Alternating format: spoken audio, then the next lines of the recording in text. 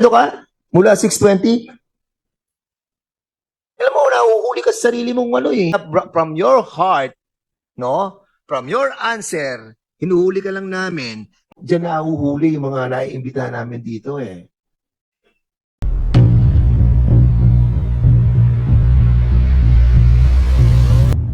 Tumanggi si Vice President Sara Duterte na magbigay ng reaksyon sa 20 milyong budget para sa ikatlong State of the Nation Address, SONA, ni Pangulong Ferdinand Marcos Jr. sa Lunes, Hulyo 22.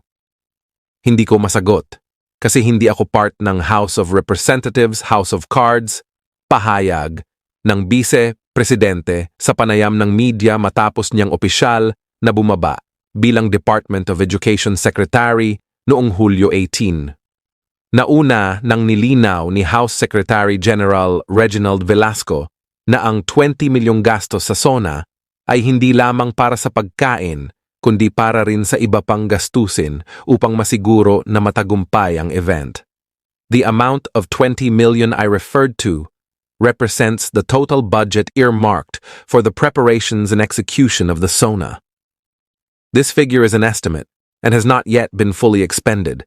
The budget covers a range of essential expenses to ensure the event's success, beginning from March 12, 2024, when the SONA Task Force was created, paliwanag ni Velasco. Samantala, nakatanggap si President Marcos ng 77% trust at 75% job approval ratings, samantalang si VP Duterte ay nakakuha ng 77% trust at 71% job approval ratings.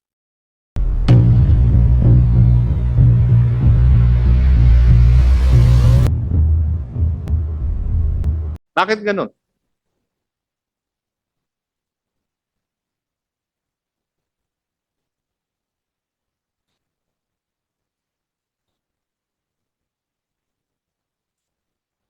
Wala. Mr. Chair, hindi makasagot yung resource person dun sa mga kwan eh. Oo nga eh. Anyway, Congressman Akop, may I ask lang si ano, kasi kanina natanong mo yung ano eh, kung sino nagdala sa ospital. Can we ask yung sino yung mga nandun sa ospital? Yung sa mga pamilya. Anong oras kayo nasa ospital? Hindi ko po ang oras po, pero noong Can you identify yourself muna? yung Carla Arevalo po, Sino ka? ang asawa po ni Adrian Laresma. Ni Adrian Opo. Laresma, oo. Okay. So, pumunta ka ng ospital mga more or less, anong oras yan? Hindi mo tanda? Hindi ko po basta po nung May nakakita ka mga pulis doon na meron po. sino sa mga pulis na to ang nandun? Si Sir Trinidad po at saka si Michi Perez po. Sa kanila po ako nagtanong. Jefferson, yun ang sinasabi ko sa iyo eh. You have to be honest eh. Ayan, nakita mo. Sinasabi nung asawa ka ni Brian, ni Adrian Laresma, Adrian po. na nandun sila sa ospital. Nakita ka. Ano ginagawa mo sa ospital? Sergeant Jefferson Trinidad. Bali, nagpunta po kami PCPL de Chavez po para po, kasi Anong oras ka na andun? more or less, sir, mga 7:45 po. 7:45 ka pumunta. Opo, PM po. Anong oras mo siya nakita? 7:45? Or Hindi po. Kasi po nung nagtanong po ako sa kanya kung nasan po yung bayaw ko, nung pasok ko po doon kanino ka nagtanong? kay Sir Jeff po, Trinidad po.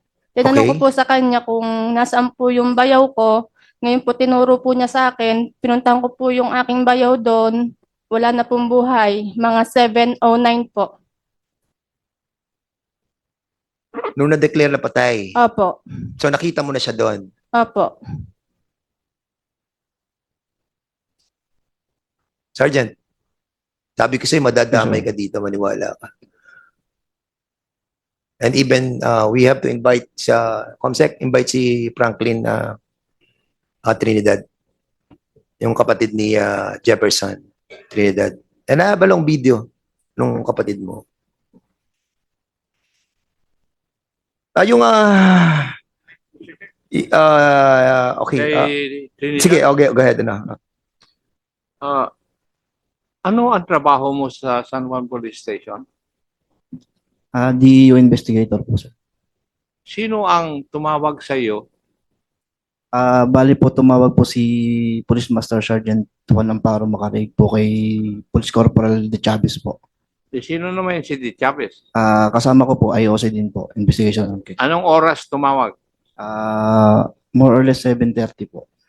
7:30. Ano ang tinawag po nila? Tinawag po, Your Honor, yung nag-conduct po sila ng bypass operation na may armor encounter po. 7:30. Opo, tinawag po. Ano ang sinabi nila? Dinala daw po sa district hospital. District Hospital. Yes po, ng San Juan, Batangas po. Nung dumating ka sa District Hospital, anong nakita mo? Bali po kami po pagdating po namin ni Police Corporal De Chavez, nga po nakita po namin si Brian. Nandun sa emergency room po. So, sino yung mga pulis na nakita mo ron? Si Patrolman Carpio po at saka po si Police Staff Sergeant Karandang po. Nakasakasay sa green na kotse. Yes, Your Honor. Ikaw rin.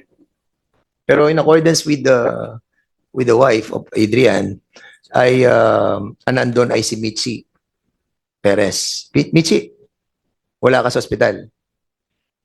Please answer. Para at least recorded. Sir, wala po ako sa hospital. Wala ka sa ospital. Yes, So sir. andun ka sa andun ka sa crime scene. Yes, sir. All the way nasa crime scene ka. Yes, sir. Mula sa 6:20 nandun ka na hanggang sa matapos. Yes, sir.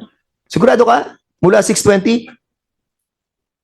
Alam mo, nahuhuli ka sa sarili mong Sabi mo 7 p.m. Ngayon, sinabi ko 6:20. Sinabi mo, oo. Pabigit ko mo lang, sir. Kasi yun ang katotohanan. 6:20 nangyari na. Kaya from your heart, no? From your answer, hinuhuli ka lang namin. Ngayon, 6:20, andun ka na. Because yun ang tunay eh. Kasi kung hindi tunay yun, sasabihin mo, hindi po, sir. 7 po. Alam mo, dyan nahuhuli yung mga naiimbita namin dito eh. Di ba? Alam mo yun, Michi? Karandang. Saka si Carpio. Nasa hospital ba kayo? Yes or no? Yes, sir. Nasa hospital. Talagang matitibay itong mga to. Karandang, nasa hospital ka. Nasa hospital ka rin, Carpio? Yes, sir. Okay. So kung nasa hospital ka, nasa hospital ka din, nasa hospital ka, Karaig, ikaw na lang naiiwan doon. Nasaan ka? Doon po sa crime scene, Your Honor. Okay, crime scene. And according sa lahat ng mga affidavit, ng lahat ng mga naandun, sinasabi nila, dumaan sila doon. Alas 7, alas 8, walang tao. Di ba? Yun ang nakalagay sa affidavit ng lahat ng mga yan eh. Lahat ng mga naglagay dito ng affidavit nila, sinasabi nila, dumaan sila doon, pumunta sila sa nanay ni Brian, sila sa nanay nung kakapitbahay nila si Brian, pati yung mga neighbors doon, dumaan sila, walang pulis. Nagkaroon lang ng pulis doon nung dumating na yung Soko. At yung si konsihal magpantay. Pinatawag siya ng alas 8 doon. So you will deny this, Makaraig. Nandun ka all the way. Yes, Your Honor. Grabe talaga. Congressman, Staff Sergeant Macarig, so nandun ka that time. Yes, sir. Anong sinakyan mo papunta ron? Kutsing Verde, sir. Coaching Verde. Nawala ng Coaching Verde. Paano ka nakalis doon? Naiwan po, sir. Tapos tinawagan po namin ng patrol para mag-cordon ng area. Tinawagan ng patrol para makordon ng area. Yes, sir. At Anong oras? Hinintay po. So, mga 7:30 na po yun. Hanggang kumulang, Your Honor. 7:30. Tapos, paano ka malis doon sa area? Hanggang sa dumating na po so hinintay na po namin. At saka po nag-inventory yung... Hindi. Anong oras ka umalis sa area? Nung matapos na po, kasabay na po ang soko. Anong oras yun? Siguro po mga... Humigit kumulang sa mag-11 na. Anong sinakyan mo? Pasok doon na po sa mobile, Your Honor. O, sinong driver nun? Si Patrolman Ilagan, Your Honor. Is Patrolman de Chavez, Corporal de Chavez at Patrolman Ilagan is present? Wala? Aaron Chavez. Lipat ka dito. Lumapit ka. ayan, sama-sama. Mr. Chairman, that a certain Patrolman Ilagan ba? No, yung isa. Yung driver daw. Oh, ipapatawag natin, Mr. Chairman, the next hearing. Sige. PD, is certain Patrolman Ilagan is part of the investigation of your Negative, sir. negative? Yes, sir. Oh, better also check. Yes, sir. Yes, No? sir. Pati yung pati yung mga personnel that cordons down the area as per narrative of Makaraig. Yes, sir. Yes, sir. Please. Thank you. Odi Chavez. Ikaw yung first na tinawagan, di ba? Sir, tinawagan po ako as investigator, sir. Not Oo nga, together. tinawagan ka. Ikaw on Yes, duty Your the Honor. time. Sir, Ikaw ang on duty the time. wala po kami, sir, ni PSSG Trinidad. Okay. Sino tumawag sa iyo? PMSG Macareg, Your Honor. Anong oras? Humigit ko mo lang... Sandali. Is it that because Trinidad, lumipat ka nga dito? Hindi, lipat ka dito. Kasi akala niyo pwede niyo kaming lusutan dito. Anong oras? Humigit ko mo lang 7:30, Your Honor. 7:30. Yes, Your Honor. Pero nakita si Trinidad at saka si Perez nung asawa alas 7, 7:09 declared dead. Ikaw, pumunta ka rin ba doon? Your Honor, nakarating po ako sa hospital ay 7:45 p.m., Your O Honor. ba't magkasama kayo ni Trinidad? Yes, Your Honor. Anong sinakyan nyo? Yung patrol car na may body number na 01, Your Honor. The same patrol car na ginamit doon para sa Soko? No, Your Honor. Ilan ba yung patrol car doon sa Colonel, ilan ba yung patrol car mo doon? Yung nagagamit Tatlo po, Your Honor. Tatlo. Yung operational yung nagagamit. Anong ginamit doon para i-secure yung Soko? Yung area. Yung Mobile 01 po. Mobile 01. Sabi mo kanina, Mobile 01 din sinakyan mo. Mobile 01, Your Honor, ang sinakyan ko po. Colonel, sinong sisinungaling ngayon sa inyo? Your Honor, yung Soko po may sarili po silang Hindi, sabi niya kasi yung Mobile 01 daw, ginamit doon para i-secure. Who's telling the truth now? Ito kasi, nahuli kayo doon sa mga statement nyo. Inconsistent. Sabi kanina ni Colonel, yung una, ikaw, nung tinawag kita, sabi mo, Mobile 01. Sabi ni Colonel, yung tumulong doon para mag-secure ng Soko is Mobile 01 also. Is telling you the truth. Ikaw di Chavez, supposedly hindi ka investigador ka ng istasyon o ng DEU, Your Honor. DEU. Yes, Your Honor. Alam mo rin yung operation na to beforehand. After, Your Honor. After na. Yes, Before, hindi mo alam. may pasabi po sila, Sir, Your Honor, na magko-contact sila kaya mag-stay po ako sa istasyon, Your Honor. Kayo ni Trinidad. Yes, Your Honor. So, si Makaraig tumawag sa iyo at 7:30. Yes, Your Honor. Tapos dumating kayo dun sa 7:45, Your Honor. Ma'am, etong si G. Chavez, nakita mo rin to dun? Hindi po. Hindi. Saan ka nung time na yon? Saan sa hospital? Hindi kayo magkatabi ni Trinidad? Magkasama? Bali, Your Honor, siya pumunta doon sa cadaver. Ako, sir, doon sa records. Ikaw sa records. Yes, Your Honor. Okay. BD, etong ba si G. Chavez kasama to sa investigation din?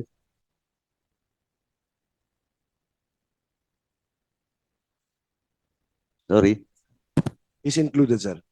Okay, thank you. Last na ng chairman itong si Patrolman. Saan ba yun? Patrolman Carpio. Patrolman Carpio. Kung kasi bata ka pa, may asawa ka na ba? Meron na po, Your Honor. May anak? Opo, Your Honor. Ilang taon ka sa serbisyo? 5 years po, Your Honor. 5 years. Aga mo pa. Anyway, alam nyo kasi, we have a lot of investigation. Ang dami po namin investigation dito, no? In the previous months, no? Well, in fact, yung Southern Police District, alam nyo, ito, sabihin ko lang dito, sa mga non-commissioned officers. Almost lahat na commissioned officer, tanggal. Tanggal sa serbisyo, may criminal case pa. Pero yung ibang non-commissioned officer that cooperates during the investigation, kami mismo kinausap namin si RD. Yung NCRPO. Dahil may mitigating circumstance, nag-cooperate, na-suspend, pero hindi natanggal.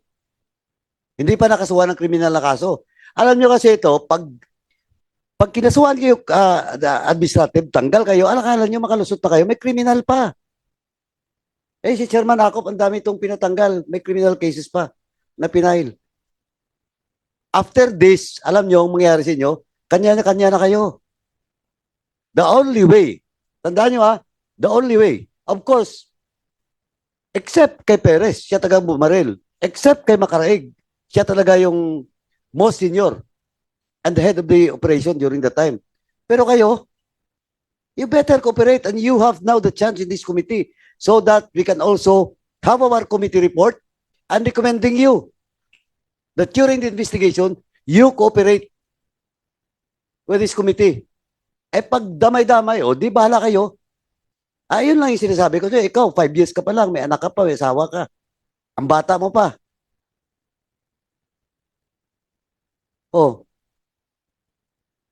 Kasi, halata na pinakita na sa inyo yung video, lahat, pati oras, etc. May mga witnesses, affidavit, o mayroon pang yung medico-legal, napakalinaw na hindi nagkabarilan dahil ang tama sa likuran, ang entry. So, okay pa rin kayo, nasasabit kayo dito, samahan nyo lang yung mga opisyal nyo. And if I Ayun may- na, mag-isip na ako. But this time, pagbibigyan kayo namin. Ako personally, Chairman gusto ko lang ipaabot dito sa mga non-commissioned officer na to. Sayang. Sayang po kayo, lalo na ikaw, Carpio, bata mo pa. You were just, siguro ngayon, mga 25 years old. 31 po. 31. Bata mo pa, 5 years in service. Tapos, matatanggal ka, madidismiss ka, may kriminal ka pa na kaso. Pag